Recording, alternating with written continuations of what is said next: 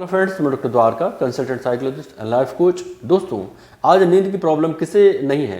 कोई ज़्यादा नींद आने की प्रॉब्लम को फेस कर रहा है, कोई कम नींद की प्रॉब्लम को फेस कर रहा है, कोई नींद में चलने की प्रॉब्लम को फेस कर रहा है, कोई नींद में बोलने की, कोई स्लीपिंग डिसऑर्डर में अगर हम बात करें तो स्लीप पैरालिसिस को भी कई लोग फेस कर रहे हैं। तो नींद की अलग अलग तरह की समस्याओं को लोग फेस कर रहे हैं। तो मेरी ये कोशिश है कि मेरी ये जो जानकारी है सभी लोगों को मिले और जिनको जिस तरह की प्रॉब्लम है वो उसको समझें और राइट टाइम पर एक अच्छे डॉक्टर से मिले और अपना ट्रीटमेंट करवाएं ताकि वो उस प्रॉब्लम से निजात पा सके।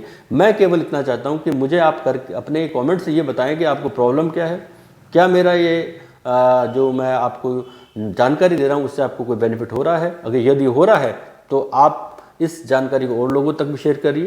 तो आज हम बात कर रहे हैं सर्केडियन रिदम स्लीप डिसऑर्डर के बारे में।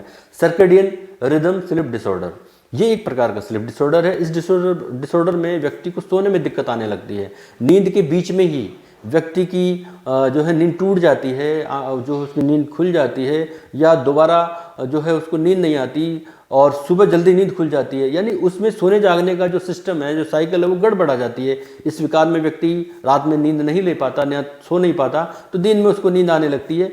तो ऐसा ज़्यादातर उन लोगों के साथ होता है जो नाइट शिफ्ट में काम करते हैं, जो ट्रक ड्राइवर्स होते हैं, जो टूरिंग जॉब में होते हैं, ऐसा उन लोगों के साथ होता है।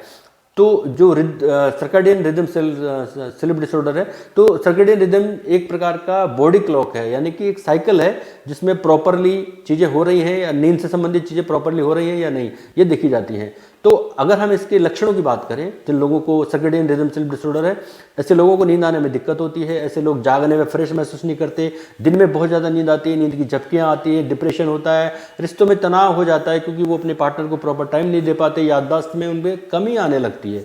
तो इस तरह उनके जो है बहुत सारे प्रॉब्लम हो जाते हैं। इसके अलावा उनके मूड में चिड़चिड़ापन आता है, वो गुस्से में रहने लगते हैं। तो बहुत सारे साइकोलॉजिकल और नॉन साइकोलॉजिकल इफेक्ट उनमें देखे जा सकते हैं। अगर कारणों की बात करें ऐसा क्यों होता है, तो ऐसे लोगों को रात का जो सोने का और सुबह उठने का जो टाइमिंग है वो गड़बड़ा जाता है। एक मेन कारण तो यह है।